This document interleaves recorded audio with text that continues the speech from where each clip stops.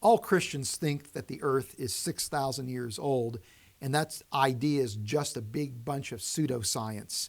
Have you ever tried to make a scientific argument for God's existence or the reliability of Scripture and been met with an objection like that? Ken, what's the problem with that objection? It doesn't quite sit well with me. Yeah, in logic, we would say that that's a distortion. Not all Christians believe in a young earth. Christians hold differing positions. So in logic, that would be a straw man. Maybe I should say something about why we call it a straw man. It's easier to knock down a straw man than it is a man of muscle and bone.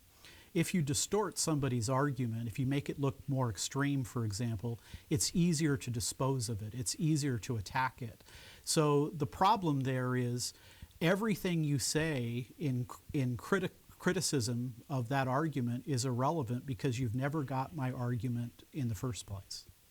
Okay, so Mark, then, if this is an example of a straw man argument, what do we do then if we are the victim of a straw man fallacy, and how can we avoid ourselves engaging in that kind of argumentation? Well, the way you would deal with it if somebody else were to do it is to point out that they're attacking an argument you didn't make. So I would simply say, I didn't make that argument. You're attacking an argument I didn't make. Let me restate the argument that actually I did make. Restate your argument and then rinse and repeat. If they do it again, then you have to reel them back in. So really the essence of it is to just identify it and then tell them you're attacking an argument I did not make.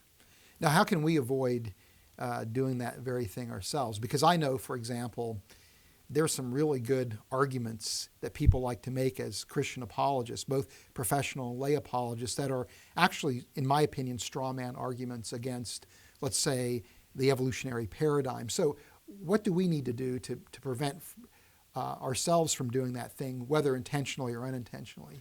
Probably the most important thing to do is to make sure that when you're thinking about the other person's argument, that you're actually engaging it and you're being charitable with it. What exactly is my opponent saying? What exactly do I need to say that's responsive to it? Break their argument down and then respond to its pieces. When you do that, you avoid striking out at something they're not saying, because that's the essence of the straw man, is attacking something they didn't say.